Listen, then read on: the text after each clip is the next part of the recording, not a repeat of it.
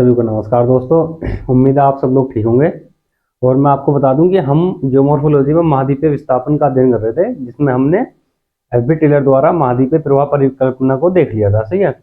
तो महाद्वीपीय परिकल्पना जो थी वो एफ.बी. टेलर द्वारा दी गई थी, जिसकी आलोचना अल्फ्रेड वेगनर ने की थी। सही है।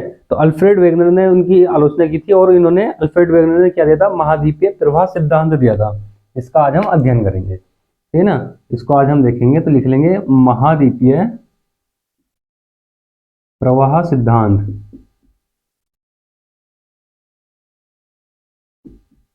महाद्वीपीय प्रवाह सिद्धांत ये किसके द्वारा दिया गया था दोस्तों? ये दिया था, महाद्वीपीय प्रवाह सिद्धांत दिया गया था अल्फ्रेड वेगनर द्वारा, है ना। लिख लेंगे अल्फ्रेड वेगनर ने दिया।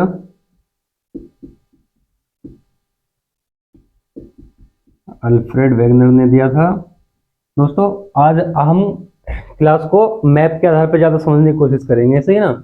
लिखने का काम थोड़ा कम करेंगे और समझने का ज़्यादा करेंगे। तो मैं आप लोगों को बता दूं कि हमारी क्लास नेट जेआरएफ और टीजीटी पीटी के एग्जाम में खास करके आपको काम लेगी। बाकी सभी एग्जाम के लिए हेल्पफुल है। आपको बस सिलेबस पास में रखना है और पढ़ते जाना है, सही है। तो अल्फ्रेड वेगनर ने इसको दिया था।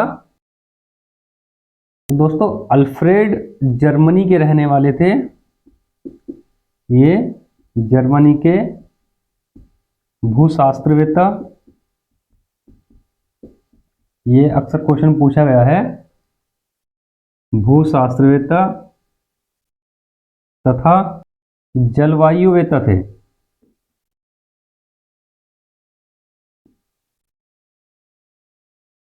ठीक है।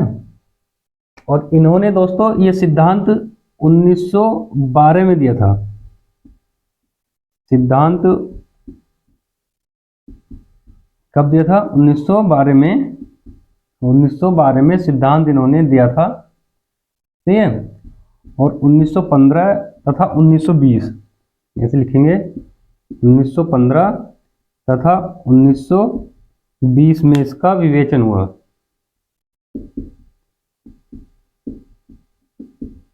1915 तथा 1920 में विवेचन हुआ, सही ना। अब यहाँ से आगे दोस्तों हमारी समझने की क्लास शुरू होती है, सही है। इसके बाद अब हम सारा कुछ समझने के आधार पर वो करेंगे। इन्होंने क्या बताया, अल्फ्रेड वेगनर ने बताया कि सबसे शुरू में प्रारंभ में पृथ्वी पर सिर्फ एक ही विशाल महाद्वीप था, जिसका नाम था पेंजिया। इन्होंने बताया संपूर्ण पृथ्वी पर, मान लेते जैसे ये पृथ्वी है, तो इस पृथ्वी पर एक ही विशाल महाद्वीप था। ये एक ही विशाल महाद्वीप था जिसे इन्होंने नाम दिया था पेंजिया, सही है ना। इन्होंने इसे नाम दिया था पेंजिया। और यह विशाल महाद्वीप पेंजिया, सही है ना, इस पर अनेक छोटे छोटे, इस पर ये अनेक इस प्रकार से छोटे छोटे महासागर या सागर मौजूद थे, सही है ना। ये क्या है दोस्तों? ये है महाद्वीप। पेंजिया नाम का महाद्वीप था। इन्होंने बताया कि प्रारंभ में संपूर्ण पृथ्वी पर, ये हमारी संपूर्ण पृथ्वी है, तो संपूर्ण पृथ्वी पर एक ही महाद्वीप था, वो था पेंजिया, है ना। और इस पर ये आंतरिक छोटे छोटे सागर थे। इस पर ये आंतरिक सागर थे, सही है। अल्फ्रेड वेगनर के अनुसार इस पर आंतरिक सागर थे ये। और ये जो पेंजिया था महाद्वीप, ये चारों तरफ से, ये ठीक है ना, ये चारों तरफ से एक विशाल महासागर पैंथालासा से घिरा हुआ था। ये एक विशाल महासागर है पैंथालासा। क्या नाम दिया था इसको? पैंथालासा। दोस्तों ये सब चीजें याद रखने की हैं। ये विशाल महासागर था, सही है ना। ये एक विशाल महासागर था जिससे पेंजिया घिरा हुआ था, सही है ना। यानी कि कह सकते हैं, इन्होंने बताया अल्फ्रेड वेगनर ने, कि संपूर्ण पृथ्वी पर एक ही महाद्वीप था पेंजिया, और वो पेंजिया जो है उस पर आंतरिक छोटे छोटे आंतरिक सागर थे, और विशाल महासागर पैंथालासा से वो घिरा हुआ था, सही है। अब इन्होंने क्या बताया कि ये जो पेंजिया था, सही है दोस्तों, इन्होंने बताया कि ये जो पेंजिया था, पेंजिया के नीचे, सही है ना, इस पेंजिया के नीचे, महाद्वीप के नीचे इसके नीचे, इसके नीचे सियाल, सीमा और नीफे तीनों परतें थी। नीफे तीनों परतें थी, सही ना। इसके नीचे तीनों परतें थी, लेकिन पैंथालासा जो महासागर था, इसके नीचे, इसके नीचे, इसके नीचे सियाल और नीफे परत मौजूद थी, केवल सीमा नहीं थी, सियाल और नीफे परत थी।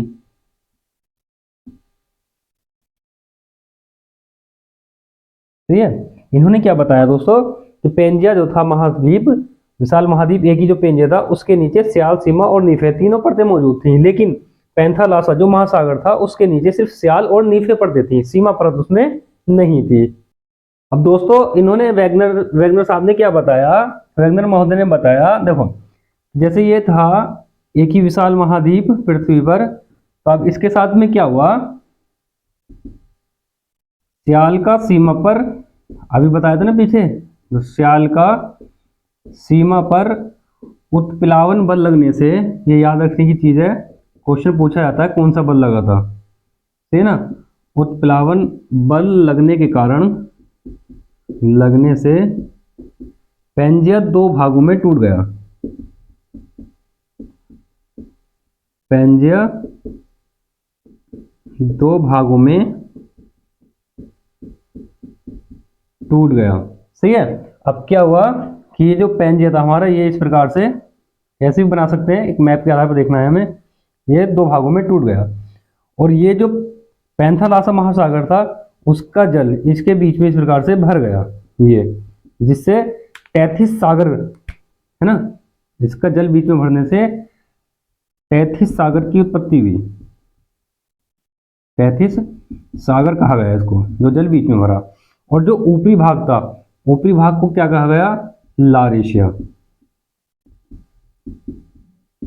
लारेशिया कहा गया, और निचले भाग को कहा गया गोंडवाना लैंड, सही है ना। इसमें क्या हुआ दोस्तों, पेंजिया दो भागों में टूट गया। अब ये दो भाग कौन कौन से थे इसके, पहला तो था लारेशिया, लिख लेंगे, और दूसरा कौन सा था इसका दूसरा भाग, गोंडवाना लैंड।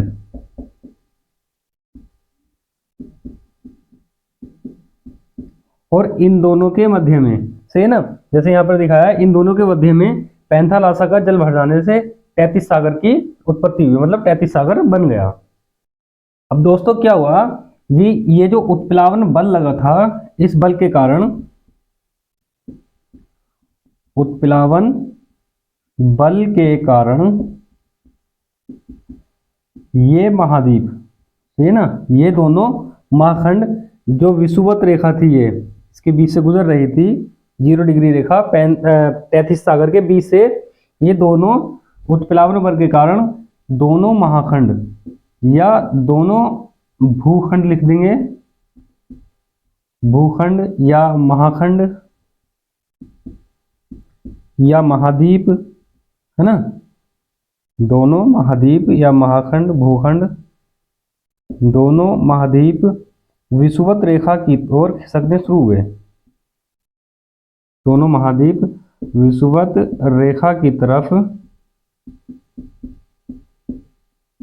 खिसकने शुरू हुए।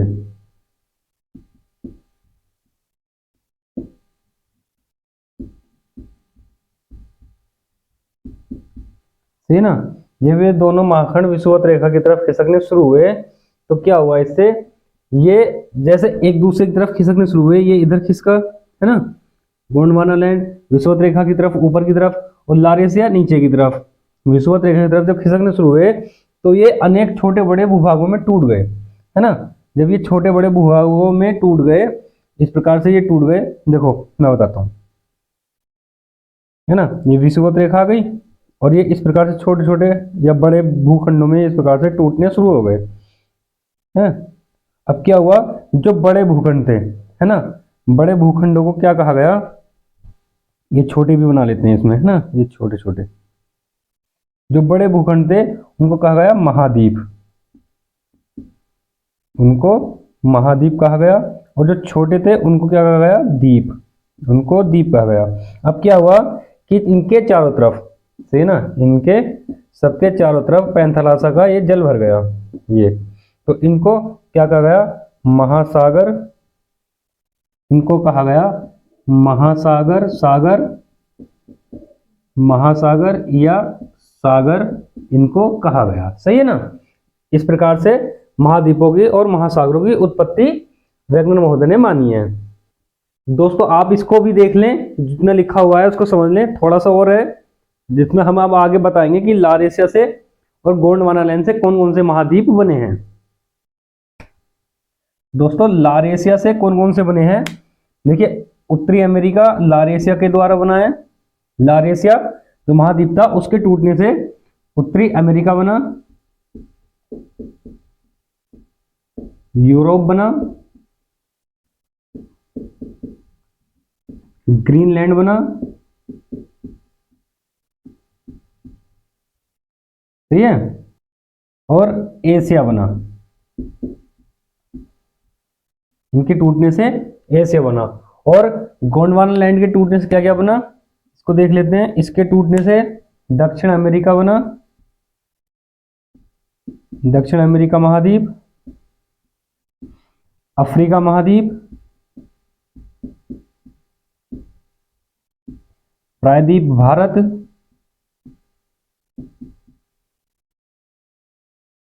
प्रायद्वीप भारत भी गोंडवाना लैंड का हिस्सा है, अक्सर ये क्वेश्चन पूछा जाता है। और कौन सा बना, और ऑस्ट्रेलिया,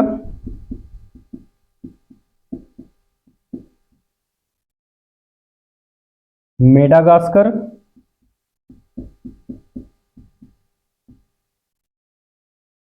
अंटार्कटिका,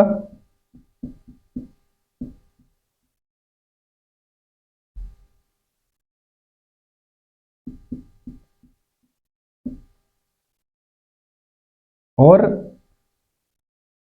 न्यूजीलैंड।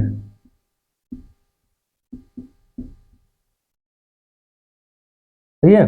तो दोस्तों लारेशिया जो महाखंड था, एक ही महाखंड के टूटने से, पैंजिया के टूटने से दो भाग हुए थे वैज्ञानिक महोदय के अनुसार, लारेशिया और गोंडवाना लैंड, सही है ना। तो लारेशिया के टूटने से उत्तरी अमेरिका, यूरोप, ग्रीनलैंड, एशिया बने, है ना। और गोंडवाना लैंड के टूटने से दक्षिण अमेरिका, अफ्रीका, प्रायद्वीप भारत, ऑस्ट्रेलिया, मेडागास्कर, अंटार्कटिका और न्यूजीलैंड ये बने, ठीक है। और जहां आज टेथिस सागर था कभी, वहां आज क्या है, हिमालय पर्वत है, सही है। तो दोस्तों इसमें क्या है, इन्होंने इसके कुछ प्रमाण दिए, कुछ एविडेंस दिए, कुछ सिद्धांत पक्ष दिए इसके। तो इसके पक्ष में इन्होंने कुछ सिद्धांत दिए, इसके पक्ष में कुछ सिद्धांत दिए इन्होंने, यानी कि एविडेंस दिए इसके कि हाँ ऐसा है ना। तो इन एविडेंस की दोस्तों हम बात करेंगे कल। आपने क्लास अच्छे से देख ली है, अच्छे से समझ लें इसको, सही है ना, अच्छे से समझ लें और अपने सभी दोस्तों को शेयर जरूर कर दें क्लास को, और हमारे चैनल को सब्सक्राइब जरूर कर लें, ताकि ये ऐसी ही जानकारी हम आपको बिल्कुल अच्छे से सरल शब्दों में दे सकें। अब कल की क्लास में हम दोस्तों बात करेंगे इसके पक्ष में जो इन्होंने सिद्धांत दिए हैं, कौन कौन से हैं, कई सारे हैं, वो उनकी सबकी एक एक करके बात कर लेंगे अच्छे तरीके से। इसी प्रकार से हम डायग्राम के द्वारा या मैप के द्वारा अब रोज मुलाकात करेंगे। तो दोस्तों आज के लिए इतना ही रखेंगे। आप लोगों से निवेदन है कि चैनल को सब्सक्राइब जरूर कर लें और अपने दोस्तों को शेयर जरूर कर दें। तो मिलते हैं दोस्तों अगली क्लास में, जब तक के लिए धन्यवाद।